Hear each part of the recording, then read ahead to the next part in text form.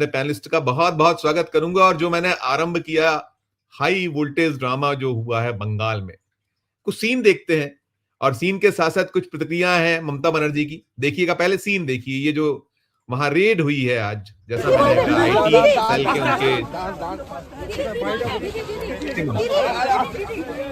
IT cell के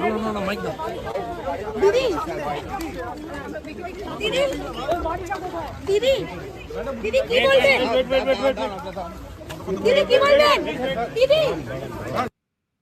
कि IT cell जहां रेड थी, उनके चाहे ऑफिस में रही हो या उनके घर पे, ममता बनर्जी पहुंची हुई थी और ममता बनर्जी ने एक कड़ा प्रतिकार किया। और उनकी कुछ प्रतिक्रियाएं जो रही हैं इसके बाद, वो भी मैं सोचता हूं सुनाई जाए पहले, फिर मैं शुरुआत करता हूं इस चर्चा की। सबसे पहले सुनिएगा कि ममता बनर्जी ने कहा क्या है। वो जो वहां से निकलने के बाद जो फाइल की छीने झपटी की मैंने बात की थी, आप देखिएगा उनके हाथों में एक फाइल है, हर एक देखिए,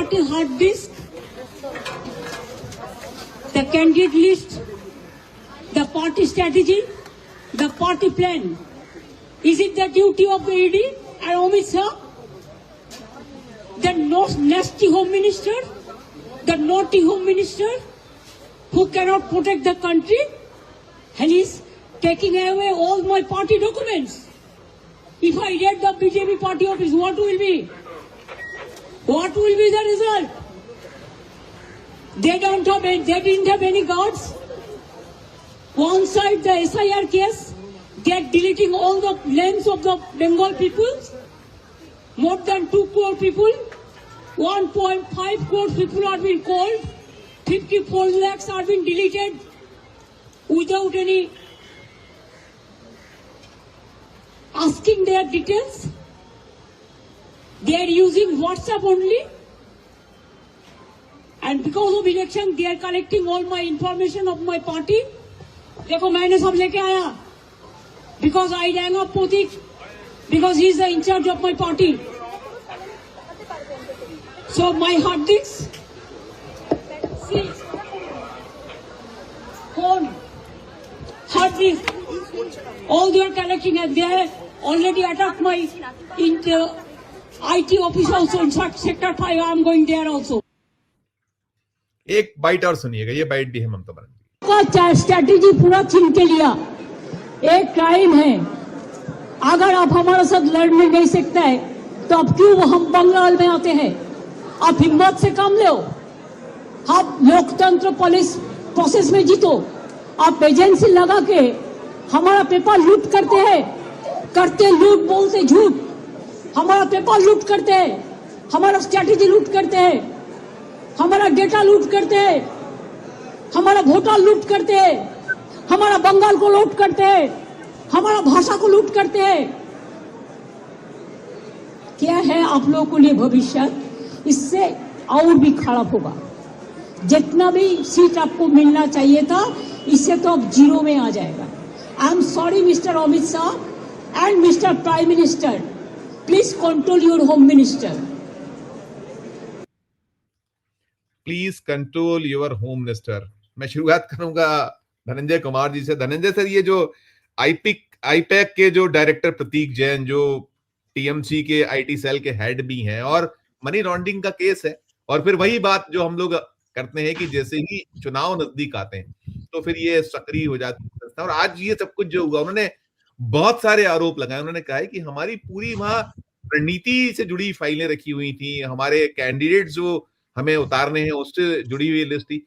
क्या ये देश किस तरफ, मतलब हम लोग लगातार करते रहे, हम लोग ये भी कहते रहे थे कि वो बंगाल होगा, ये बिहार है, बिहार में तो बहुत चीजें हमने देखी नहीं जब एसआईआर को लेकर हुआ था, लेकिन अब जो उबाल है और ये वास्तव में बंगाल है, तो जो पूरा हाई वोल्टेज ड्रामा, ये जो सीधा टकराव, जो अभी नहीं आई है प्रतिक्रियाएं बड़े लोगों की, छुटपुट और वो जो छुटभई है, वो कह रहे हैं ये असंवैधानिक है, मुख्यमंत्री को नहीं करना चाहिए था, सब पर शुरुआती राय, शुरुआती नोट धनंजय कुमार।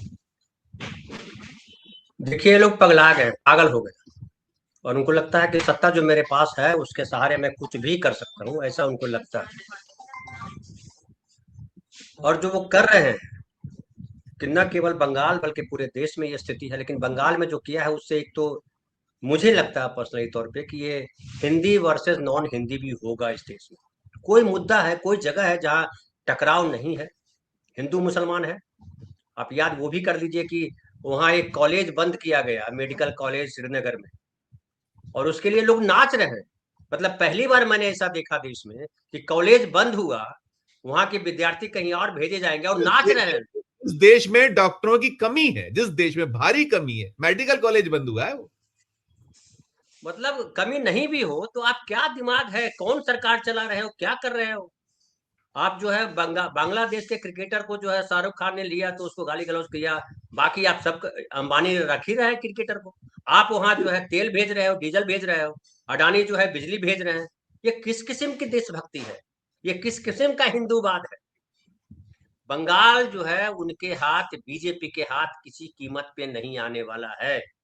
ये जो अभी किया है उन्होंने, उससे बीजेपी की छवि और खराब हुई, आम आदमी के बीच उनकी और छवि बिगड़ी है। अब सवाल है कि काहे के लिए कर रहे हो? सब कुछ तो तुम्हारे पास है यार, SIR है, चुनाव आयोग है, कोर्ट है, सारे गुंडे हैं, सारा तंत्र है, हिंदू है, फिर जो है आपके पास ये क्या कहते हैं, पूरा देशभक्ति है, क्या नहीं आपके पास? तो लूट के, बेईमानी के, गुंडाई के जितने फार्मूले इस धरती पर इस्तेमाल हुए हैं वो सारे आपके पास, सबका इस्तेमाल भी कर चुके हैं आप। तो ये करने की क्या जरूरत थी? और जो ममता जी बोल रही हैं, ममता दीदी जिनको कह रहे हैं आप, वो कितना कितना अपमानजनक है। मिस्टर प्राइम मिनिस्टर, अपने गृह मंत्री को संभालो। ये सामान्य भाषा नहीं है, बहुत गुस्से की भाषा है और बहुत अपमानजनक भाषा। मैं बोलता हूँ गृह मंत्री के लिए इतना घटिया भाषा इस्तेमाल नहीं की जा सकती है इससे ज्यादा। गृह मंत्री है वो देश के, कोई तड़ीपार बोलता है, कोई कुछ बोल रहा है और आपको शर्म नहीं आती। तो आपके शर्म, बेशरम मतलब शर्म प्रूफ हो गए हो। और ढेर सारे लोग जो हिंदू के नाम पर, ये सारे बाबाओं को, कल आपने देखा होगा उसके अंकिता भंडारी वाले प्रसंग पे अचानक एक बाबा, अब बाबा जो है बीच बचाव करा रहा, और वहां के चीफ मिनिस्टर कह रहे हैं जो 15 दिन खराब किया इन लोगों ने, इसके लिए माफी मांगनी चाहिए बार बार। तो ये इनके लिए मतलब बहुत भयावह स्थिति है। और जैसे ट्रंप ने उसको उठा के ले गए अब ट्रंप साहब जो है उनको, वेनेजुएला के राष्ट्रपति को, तो ट्रंप ने जो किया उसमें तो उसके देश का कहीं ना कहीं हित छुपा हुआ है कि चलो वहां के वेनेजुएला की संपत्ति सब हड़प लेगा और अपने देश के नागरिकों को लेके दे देगा। आप किस लिए कर रहे हो? कहां आपकी जगह है दुनिया में? भारत की प्रतिष्ठा सिर्फ इस बात से थी कि भारत जो है वहां गांधी है, मानवीय मूल्य की बात करने वाला देश है। भौतिक विकास उसके लिए मायने नहीं रखता है। आपने सब खत्म कर दिया, कुछ बचा नहीं। जी धनंजय सर, आपके पास आता हूं और मैं उस पर बात करूंगा। देखिए, हम इलेक्शन कमीशन इंडिया पे वो जो एक बड़े अखबार का जो तलखियत भरा एक वो है, उस पर कहीं कहते हैं धुलाई जैसा शब्द भी उपयोग करो आम चलन, क्योंकि हमारा दर्शक तो यही सब समझता है, तो वो आप देखिएगा उसको। लेकिन पहले मैं बात करूं कि इस इलेक्शन कमीशन ऑफ इंडिया ने किस जगह लाके खड़ा कर दिया। आपने महाराष्ट्र में क्या क्या हुआ सब देखा था। वहां हो स्थानीय सरकार के चुनाव हो रहे हैं, इलेक्शन कमीशन ऑफ इंडिया से लेने देना नहीं है, लेकिन वहां जिस तरह के सीन चल रहे हैं, वो कहते हैं कांग्रेस मुक्त भारत। अब कांग्रेस से हाथ मिलाया जा रहा है, फिर वो बी टीम कहलाती थी, ओवैसी साहब से हाथ मिला लिया गया है। क्या ये सब किस तरह की शह और मात का खेल है आपस में? और अजीत दादा पवार चले गए हैं, अलग निकल गए हैं, एकनाथ शिंदे की अपनी दिक्कत है। तो ये जो सब कुछ ही हफ्ता भर बचा है, वो 15 तारीख को शायद आप करेक्ट कर दीजिएगा तारीख अगर मैं गलत बोलता हूं, शायद मतदान की डेट 15 है, 15 जनवरी है, क्लियर हो जाएगा। तो ये जो वहां सब ये घल्लूघारा है, इस पर भी एक एक नोट मुझे दो और करना, जितना संक्षिप्त सारगर्भित करिएगा छोटे, तो मैं एक और दो सवाल और कर पाऊंगा। पहले आप धनंजय जी। जी जी देखिए, 15 जनवरी को ही चुनाव है, मुंबई में ही है। हम भी वोट देने वाले हैं और इकबाल हमदानी साहब भी वोट देने वाले हैं। शशि भाई पता नहीं यहाँ मुंबई में रहते, कहाँ रहते नहीं पता है। आज मैंने स्पेशली उसको ज्यादा फोकस करा था, लेकिन इतना बड़ा कांड हो गया तो इसको भी दोनों चीजें करिएगा। नहीं, मुंबई में कोई कांड नहीं हो रहा, मुंबई में सब शांति से हो रहा है। महाराष्ट्र में हर चीज शांति से होती है। बंगाल के कांड की बात की, बंगाल में कांड, बंगाल में कांड इसलिए हो रहा है कि जैसा राकेश भाई ने, हालांकि वो हास्य व्यंग वाले व्यक्ति हैं, वो उन्होंने सुनाया नहीं, व्यक्ति है, सुनाएंगे वो, शायद सुना देंगे 4 लाइन। तो उन्होंने जो है वो ड्रामा शब्द इस्तेमाल किया है। ड्रामा फिर भी मैं उसको बड़ा पॉजिटिव लेता हूँ। ड्रामा को, ड्रामा बदलाव का माध्यम है। हमारे एक दोस्त है मंजुल भारद्वाज, वो तो कहते हैं कि ड्रामा परिवर्तन का माध्यम है, कई लोगों ने कहा है। लेकिन ये भड़ैती हो रही है, भांड है जो नाच रहे हैं और गुंडे हैं वो कूद रहे हैं। गुंडों के लिए भांड जो है नाच रहे हैं, ये चल रहा है। और ये जो महाराष्ट्र तक उछल के आया है, वो इसको ऐसे समझिए कि अजित पवार जी ने क्या कहा। उन्होंने कहा कि जो हमको कह रहे थे कि 70,000 करोड़ का हमने घोटाला किया है, उनके साथ हम सरकार में है। अब बताइए इस पे क्या कहा जाए। अब वो जो आप कह रहे हैं कि वो AIMIM और कांग्रेस और बीजेपी तीनों मिलकर के सरकार ये म्युनिसिपल कॉर्पोरेशन चलाने वाले हैं, और धमकाया भी है उन्होंने। जो फडणवीस साहब, उन्होंने धमकाया कि अगर कोई नेता लोकल लेवल पे ये कर रहा है तो वो बर्दाश्त नहीं किया जाएगा। सही बात है, छोटे लोग को कैसे बर्दाश्त करेंगे, बड़े लोग कुछ भी कर सकते हैं। कुछ भी कर सकते। आपने जो किया वो कुछ गलत नहीं किया, लेकिन सवाल उठता है कि सत्ता जो भी है ना, वो तभी तक ताकतवर है जब तक सत्ता की अति नहीं सामने आई है। जब सत्ता की अति सामने आ जाती है, ताकतवर कोई रहता नहीं है। जब अब ये लग जाएगा कि भैया हमको मरना ही है, तो क्या करेंगे हम? तो जो मरने के लिए जो मरने के लिए ले चलता है कि हम मरना ही हमको, तो उसको उससे बचना, फिर उसको भागना पड़ता है जो डरा रहा होता है। यही इतिहास है, यही हमारा समाज का जो पूरी दुनिया का है वो बताता है। लेकिन मैं बोलता हूं कि अगर आप गुंडाई भी कीजिए तो तरीके के गुंडाई करे हुए। लेके आओ ट्रंप को उठा करके, उधर लेके आओ पाकिस्तान से जो आतंकवादी सब बैठे हुए हैं, बांग्लादेश से उठा के लाओ जो कह रहा है हिंदुस्तान के खिलाफ। धनंजय सर, ट्रंप का टा नहीं निकाल पा रहा है मुंह से, आप ट्रंप को लेकर आइए। मतलब वो तो फिर अरे तो गुंडा होने का मतलब क्या है? फिर काय को गुंडा? फिर क्यों बोल रहे हो कि हम इसको? आप जो है चूजों पर जो है वो लिहाज कर रहा है। वो भी चूजा नहीं है, वो लिहाज कर रहा है। उसको लग रहा है कि संविधान के दायरे में हमको रहना चाहिए। जिस दिन वो लिहाज छोड़ देगा, आपको जगह नहीं मिलेगी भागने की, कोई आपको शरण नहीं देने वाला। ये हालत आपकी होने वाली है। ऐसे भी आपके कई मंत्री विदेश नहीं जा सकते। एक और बताऊं, बंगाल की ही घटना सुनाता हूं। गुजरात के ही मंत्री हैं, खेल मंत्री हैं।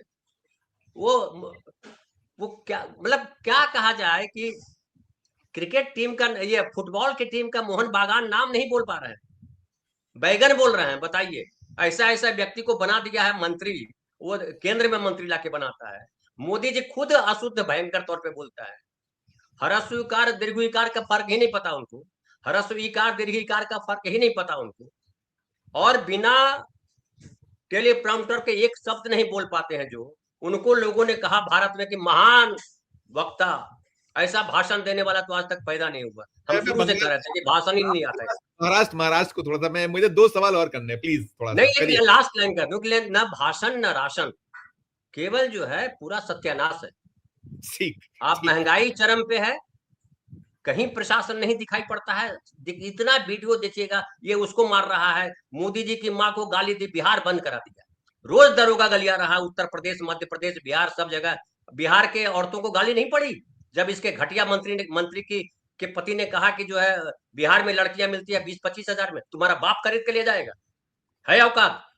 तो ऐसे लोगों को आप मंत्री बनाते हो, पालते हो। इस समझ में आता कि आपका संस्कार की जो बात करते हो घटिया संस्कार। पहले लेकिन वो जो SIR की बात कर रहे हैं, तो ये सुन लीजिए, ये अखिलेश यादव का एक वक्तव्य है, जरूर सुनना चाहिए। अगर वोट बढ़ाने का बीजेपी के लोग दबाव बनाएंगे, क्योंकि उनका वोट कट गया है, उन्होंने फर्जी वोट बनाए थे।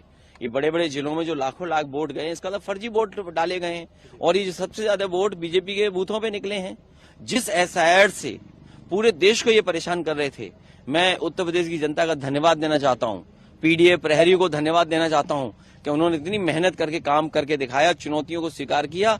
आज SIR से बीजेपी परेशान है और इसीलिए गुपचुप बैठक कर रहे हैं। अगर इंडियन एक्सप्रेस की खबर है सूत्रों से, इसका मतलब है मुख्यमंत्री खुद निर्देश दे रहे हैं कि वोट बढ़ाओ। इन्होंने 1 करोड़ वोट अपना बढ़वाया है, 1 करोड़ वोट बढ़वाया है, क्योंकि 4 करोड़ उन्होंने कहा था कि 4 करोड़ वोट कट गए। ये सूचना किसने दी थी उन्हें?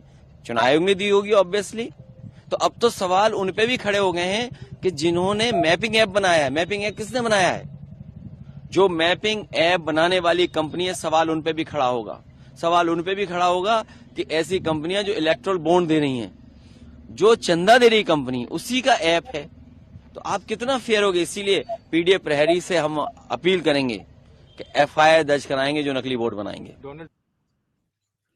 देखा धनंजय सर, यही हम ये कह रहे थे कि बाकी आपने नहीं वहां तारीखें बढ़ी जितना उत्तर प्रदेश में जितनी बार बढ़ी थी। ठीक है, आपके दलील है, कि साहब वहां वोटरों की संख्या बहुत ज्यादा है, लेकिन यही बात तो जो देश के पूर्व मुख्य चुनाव आयुक्त जो हमारे प्रदेश से आने वाले ओपी रावत साहब करती है, सुनिश्चित समय होता है।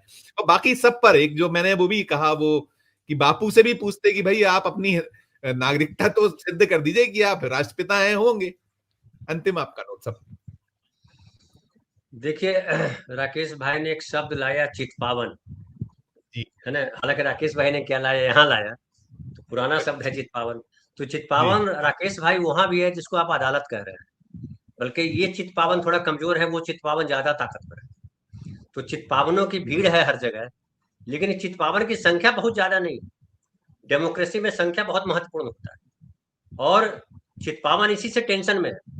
जैसे माइनॉरिटी और मेजोरिटी के मामले में पाकिस्तान हिंदुस्तान बना, वैसे ही चितपावन को भी संकट आने वाला है, उनको भी तय करना पड़ेगा। ये 27% जो है ना राकेश भाई, वो 57% को 27% दिया है, 30% को एकदम एक दूसरे में मिला दिया, अर्धनारीश्वर बना दिया है। वो कल जब अर्धनारीश्वर जागेंगे ना, तांडव होगा ना, तो चितपावन जो है अपना चित्त लेकर के भागते नजर आएंगे। और नागरिकता कोई सवाल नहीं है संजीव भाई, आप सबको कहो कि खाली चितपावन नागरिक है, जो कहा राकेश भाई, बाकी सब नागरिक नहीं है। ऐसे भी आप याद कीजिए, आजादी से पहले इस देश के 90% आदमी क्या देश के नागरिक थे? क्या उनको मनुष्य होने का अधिकार था? उनकी बेटियों को देवदासी बनाया जाता था कि भगवान से ब्याह करा दो, तुम्हारा परिवार सफल हो जाएगा। उधर जो है छाती ढकने की अनुमति नहीं थी, उधर डोला प्रथा थी, और बाकी सब तो था ही था। तो ये जो आजादी के बाद जो मिला, अब ये मूर्ख जो है ओबीसी वाले नहीं समझ पा रहे हैं। जिस दिन चेतना जागेगी उस दिन समझ में आएगा। लेकिन एक मुझे उम्मीद दिखाई पड़ रही है कि जिस तरह से आपके मध्य प्रदेश में भी अनिल मिश्रा को लेकर के हुआ है, जिस तरह से उत्तर प्रदेश में चंद्रशेखर रावण ने एक ऊर्जा दिखाई है, और जिस तरह से, चूंकि वो वकील है और वो नए हैं, अपनी पार्टी जमाना चाहते हैं, मायावती का जो था बना हुआ उसको अलग खड़ा करना चाह रहे हैं, जो बोल रहे हैं ना, वो टकराव वाली मुद्रा है। और अगर दलित और चितपावन में टकराव हो गया ना, तो बहुत मुश्किल हो जाएगा। क्योंकि दलित मुसलमान दोनों मिल जाएंगे अगर, तो जैसा राहुल गांधी ने कहा था ना कि पाकिस्तान और चीन अगर एक साथ हो गए तो बड़ा गड़बड़ होगा, तो अब तो बांग्लादेश भी एक साथ आ गया। तो अगर दलित मुस्लिम और पिछड़े एक हो गए, जिसको हजारों साल से तोड़ के रखा इन्होंने, तो इनको मुश्किल हो जाएगी। और वो बहुत ज्यादा दूर मुझे दिखाई नहीं पड़ रहा है, ये खुद उसके करीब जा रहे हैं, मौत के करीब ये खुद जा रहे हैं, कोई दूसरा इनको नहीं ले जा रहा। इनको तो दिया था कि भैया आप बैठिए, आप अच्छा काम कीजिए, कांग्रेस ने बहुत गड़बड़ कर दी है, आप ठीक कर दीजिए। लेकिन आपने क्या ठीक किया, इतिहास में टटोलेंगे बैठ करके, इनके आने वाली संतानें टटोलेंगी कि हमारे पूर्वजों ने इतिहास में क्या क्या ठीक कर दिया। देखिएगा, आने वाला वक्त बताएगा। और नागरिकता की जहां तक बात है, तो सबको खत्म कर दीजिए। कौन नागरिक की क्या जरूरत है? नागरिक होने का लाभ क्या दे रहे हैं आप? 5 किलो अनाज नागरिक होने की वजह से तो मिलता नहीं है। तो बहरहाल मुझे लगता है बहुत ज्यादा टेंशन की बात नहीं है। ये जो भक्तगण जो चिचिया रहे हैं, इनकी चीख बढ़ेगी अभी आने वाले समय में। बिल्कुल बिल्कुल नहीं।